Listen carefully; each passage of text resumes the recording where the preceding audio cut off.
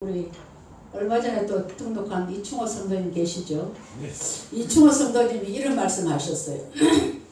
목사님, 제가 교회 다니는 지는 초등학교 때 성탄절날 과자 얻어먹으라고 몇 번 간 것밖에 없습니다.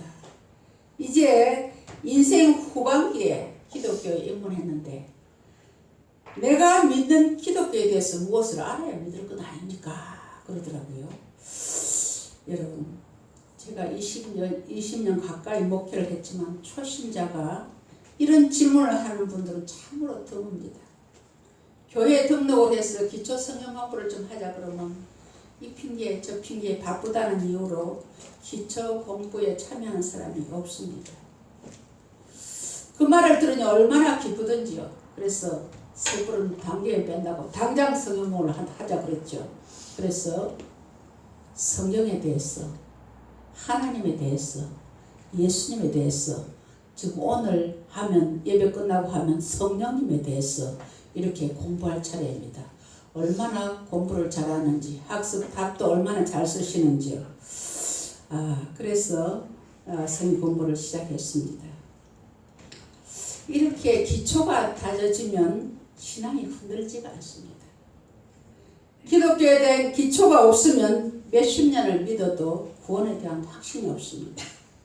우리 교회는 그런 분이 안 계시리라고 믿습니다만은 어느 교회에 권사님에게 이런 질문했습니다. 권사님, 오늘 밤에 하나님이 권사님 영혼을 부르신다면 하나님 나라에 가서 천국에서 눈을 뜰 것을 확신하십니까? 그렇게 물었더니, 목사님, 전 나이가 많아서 교회 봉사도 많이 못하고요. 헌금도 많이 못해서 글쎄요. 천국에 갈까요? 그런 분들이 부지기수입니다, 여러분. 여러분 한번 묻겠습니다. 우리 교회 성도님들 한번 묻겠습니다. 집사님들, 권사님들, 오늘 밤이라도 주님이 부르시면 천국에서 눈을 뜰 것을 확신하십니까? 네. 할렐루야. 누구 때문에요? 예수님. 할렐루야. 이렇게 나와야 된다고. 근데 헌금 못한 거, 봉사 못한 거 그런 거 천국 가는 거 아니에요, 여러분. 예수 믿으면 천국 가죠. 우리 교회 공동체는 참 여러 부류의 사람들이 섞여 있습니다. 남자가 있지요, 여자가 있지요, 노인이 있지요, 아이가 있지요, 배운 사람 있죠, 못 배운 사람 있죠, 가난한 자가 있죠, 부한 자가 있죠. 여러 부류의 사람들이 섞여 있는 것이 교회 공동체입니다.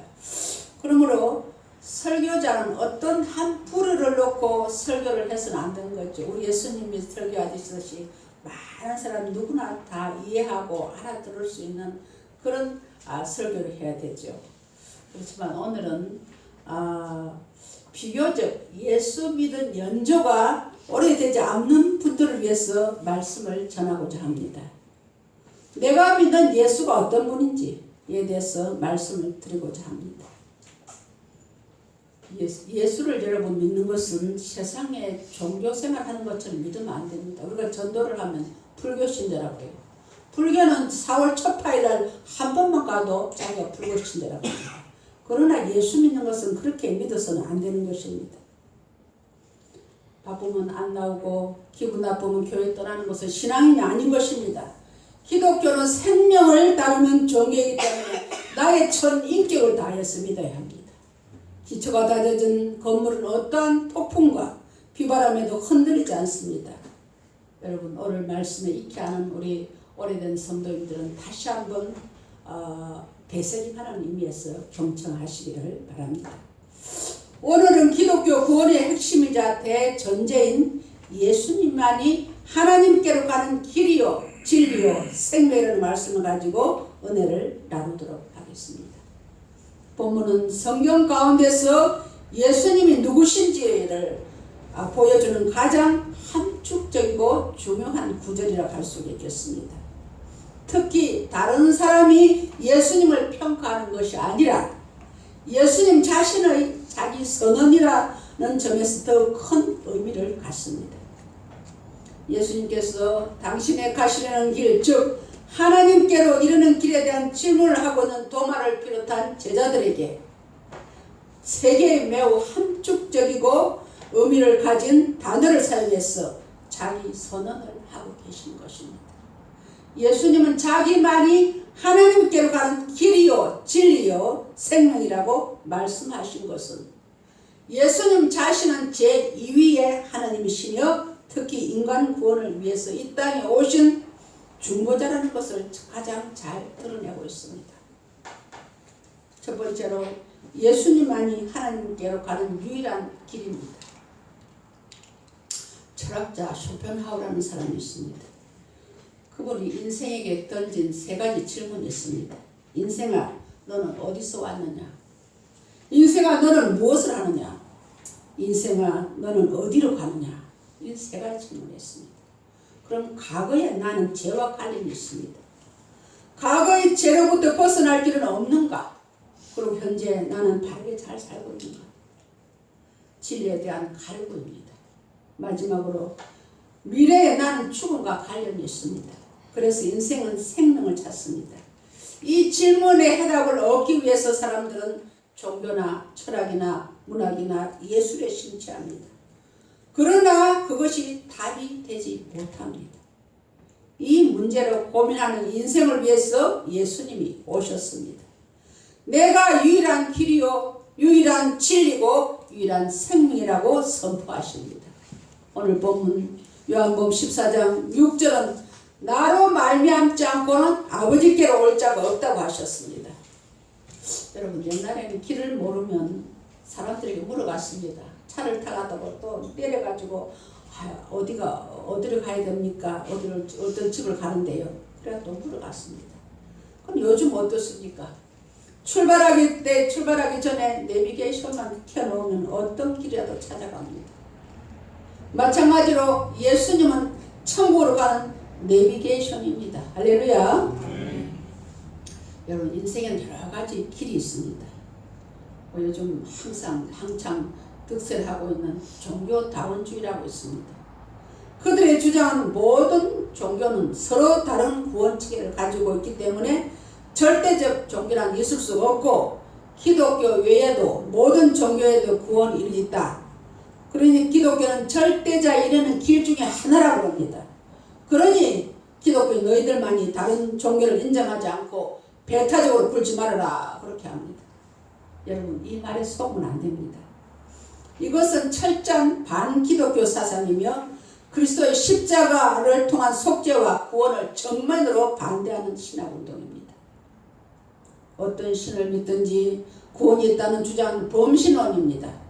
기독교의 신관은 유일신관, 구원의 길은 단 하나뿐이라는 것이 기독교의 신앙 고백인 것을 믿으시기 바랍니다. 할렐루야. 아담의 죄로 인해서 하나님과의 우리의 길이 단절되었습니다. 막혀 있었습니다. 그래서 구약에서 구약 여러분 레위기 출애굽기부터 계속 읽어보면 우리의 죄를 속하기 위해서 짐승을 잡아서 피를 흘려 제사를 지냈습니다. 그러나 짐승 제사는 일회용이었습니다. 다시 죄를 지으면 또다시 짐승을 잡아서 피를 흘려 제사를 지내는 것입니다.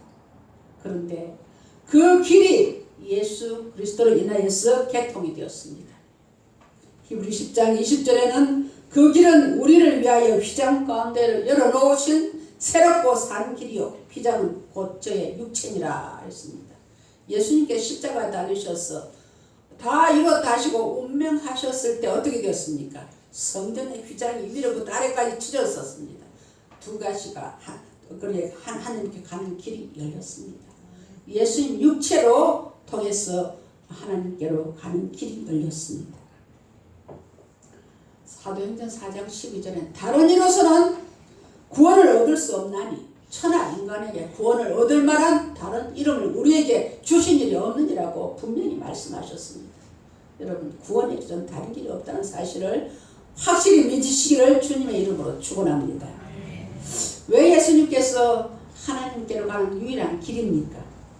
8절에 보면 8절에 오늘 보시면 빌립보인데 주여 아버지를 우리에게 보여주옵소서 그리하면 족하겠나이다 그랬을 때에 예수님께서 9절에서 뭐라고 말씀하십니까? 예수께서 이르시되 빌립아 내가 이렇게 오래 너희와 함께 있을 때 내가 나를 알지 못하느냐 나를 본 자는 아버지를 보았거늘 어찌하여 아버지를 보이라 하느냐고 말씀합니다. 이는 하나님은 예수님과 같은 분이라는 것을 말씀하고 있습니다. 그러므로 예수님을 아는 것이 곧 하나님을 아는 것이라고 할 수 있습니다. 이처럼 하나님은 예수님을 통해서 자신을 계시하신 것입니다. 사랑하는 성도 여러분, 예수님은 우리가 천국으로 가는 길입니다. 죄인이 아버지 하나님께로 가는 길은 예수 그리스도밖에 없습니다. 예수님은 성도들이 살아가는 방향과 지침과 목표이십니다. 성경 구절 줄줄이 암송하지 못해도 됩니다.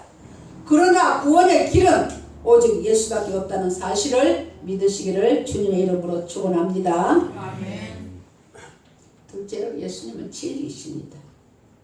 예수님이 자신을 진리라고 말씀하신 것은 오늘 우리가 읽었던 요한 신학의 핵심인 로고스 개념입니다.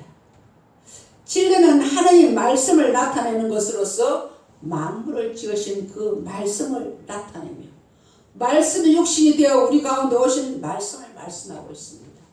요한복음 1장 14절에는 말씀이 육신이 되어 우리 가운데 거하심에 우리가 그 영광을 보니 아버지의 독생자의 영광이요 은혜와 진리가 충만하더라 했습니다.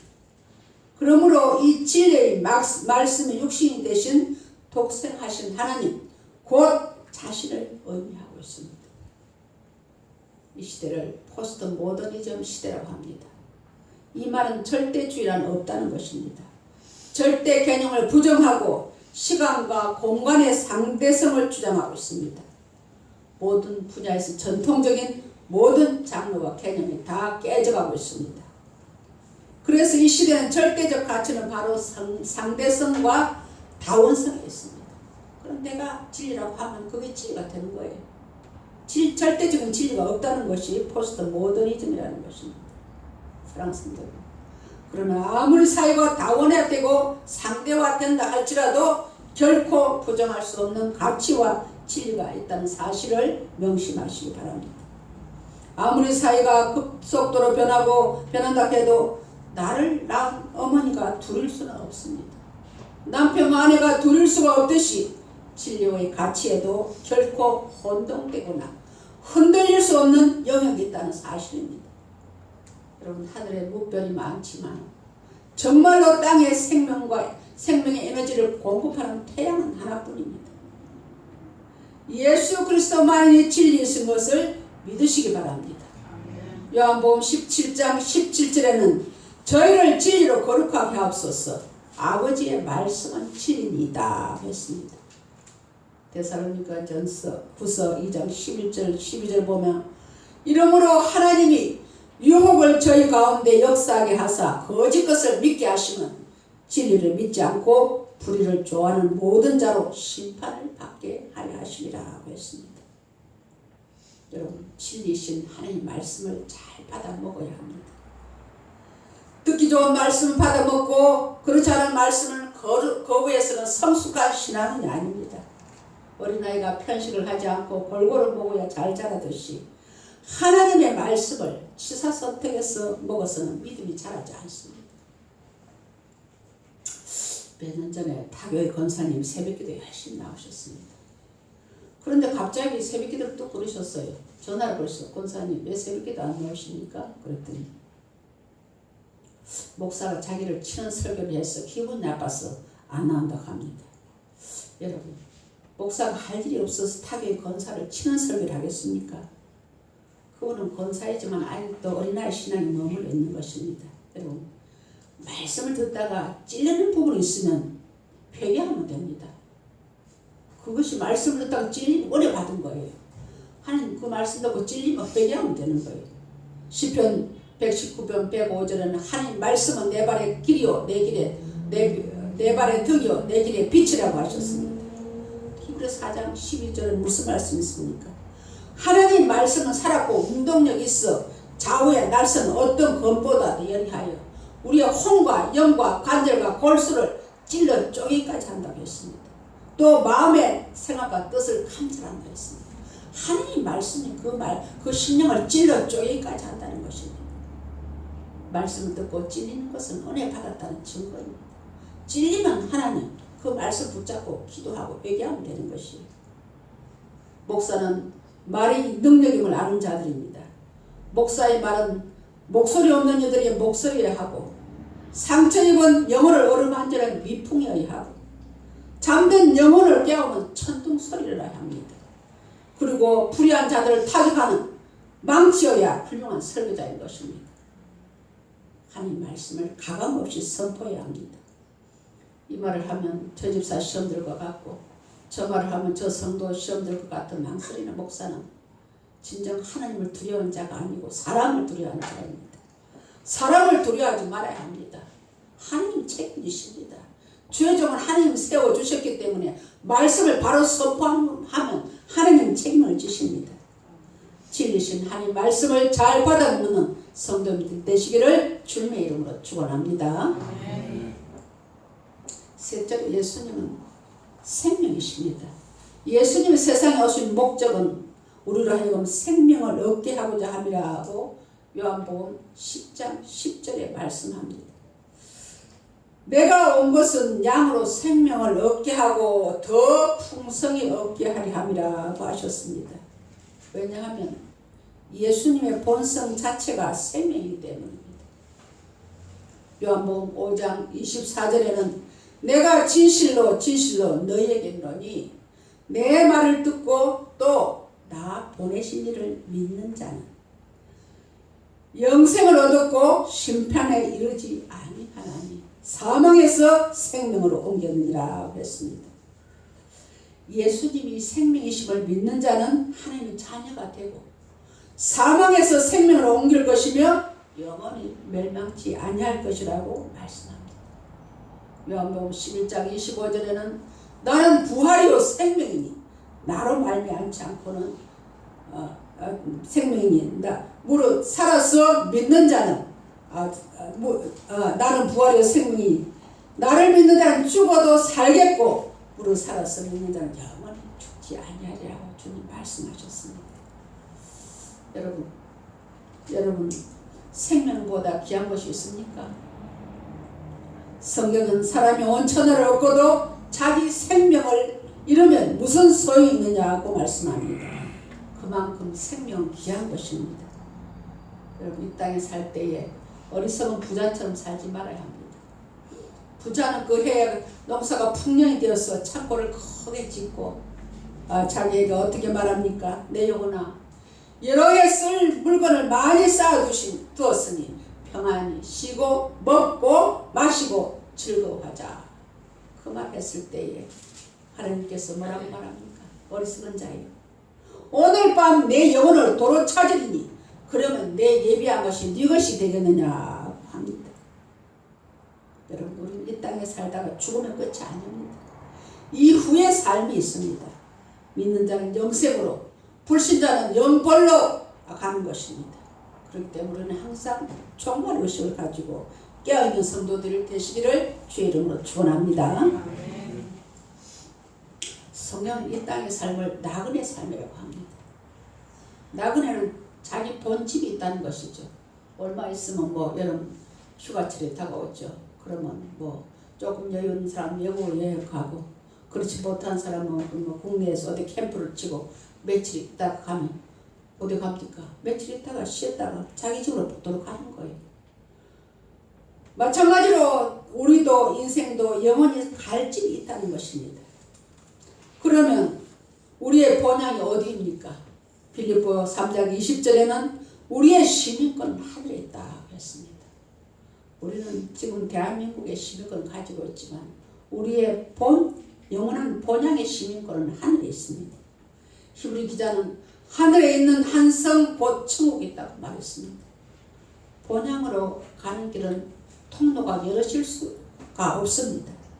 세상이 아무리 변하고 발달한데도 이 한 가지는 불변합니다.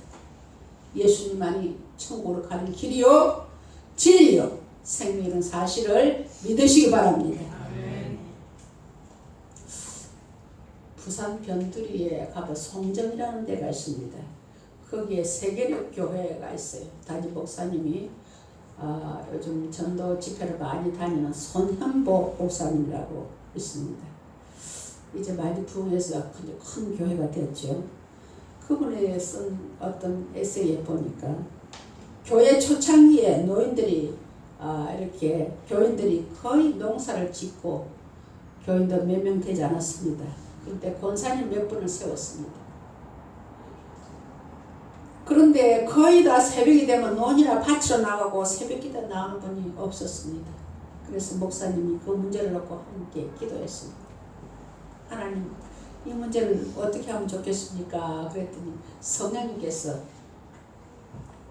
권사님 중에 고추 농사를 제일 많이 짓는 권사님 밭에 가서 고추대를 다 뽑아버리라 그러더래요. 그래서 목사님은 좀 마음이 쓰였지만 새벽기도 마치고 권사님 고추밭에 일을 다 보고 자기 집으로 돌아간 게 권사님 고추밭에 갔더니 권사님 고추밭이 다른 밭보다 훨씬 넓고 또 아주 고추를 잘 농사를 지어놨더래요.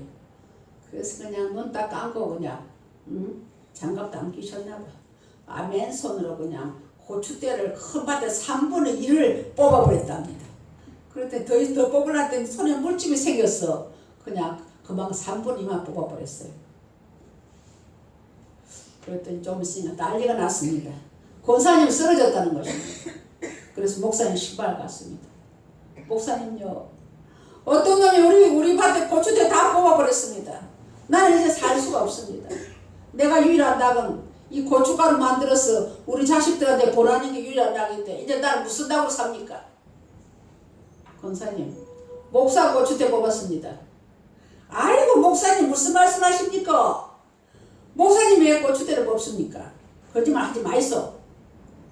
권사님, 천국 가고 싶습니까? 지옥 가고 싶습니까? 목사님 천국 가야지.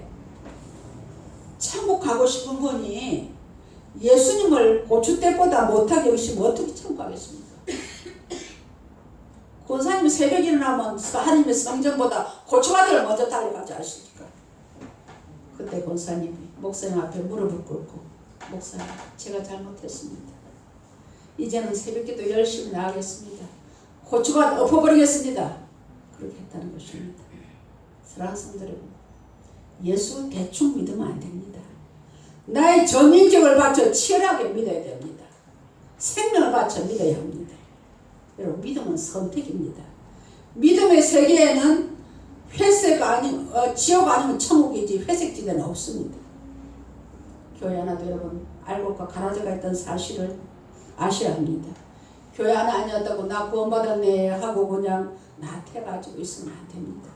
마태복음 7장 21절에는 나더러 주여 주여 하는 자마다 다 천국에 들어갈 것이 아니요 하늘에 계신 내 아버지의 뜻대로 하는 자라야 들어가리라 분명히 말씀하셨습니다.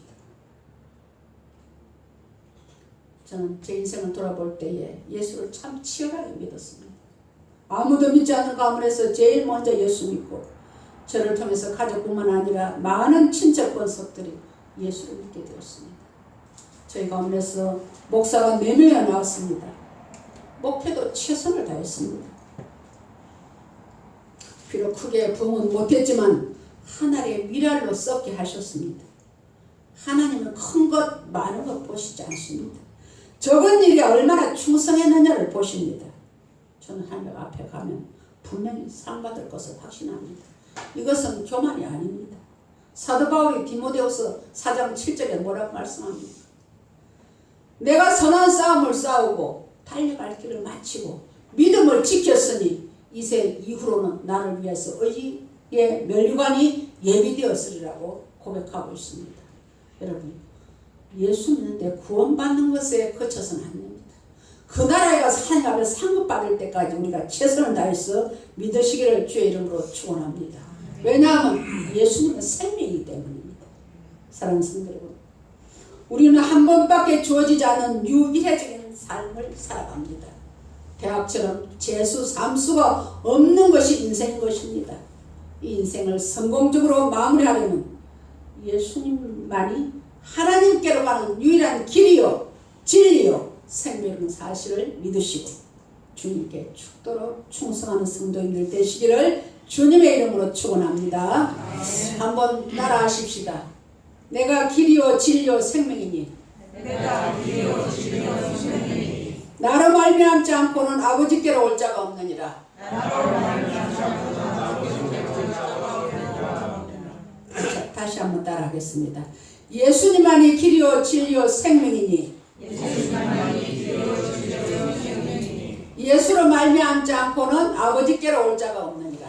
예수로 말미암지 않고는 아버지께로 올 자가 없느니라. 할렐루야. 여러분 다른 거 다 잊어먹어도 정말 하나님께로 가는 길은 예수밖에 없다는 사실을 믿으시기 바랍니다. 그것이 우리가 인생을 믿음 생활을 성공적으로 했다는 증거가 될 줄을 믿습니다. 기도하시겠습니다. 하나님 아버지 은혜를 감사합니다. 우리 모두는 이 땅에서 유일해적인 인생을 살아갑니다. 우리가 인생을 어떻게 살았느냐에 따라서 천국과 지옥이 정해집니다. 예수님은 오늘 본문에서 내가 길이요 진리요 생명이니 나로 말미암지 않고는 아버지께로 올 자가 없느니라 하셨습니다. 세상에 많은 길이 있습니다. 그러나 오직 예수님만이 우리를 생명의 길로 진리의 길로 인도하시는 분이신 줄 믿습니다. 나의 전 인격을 바쳐 생명을 바쳐 주님을 믿으며 충성하게 하옵소서. 예수님 이름으로 기도하옵나이다. 아멘.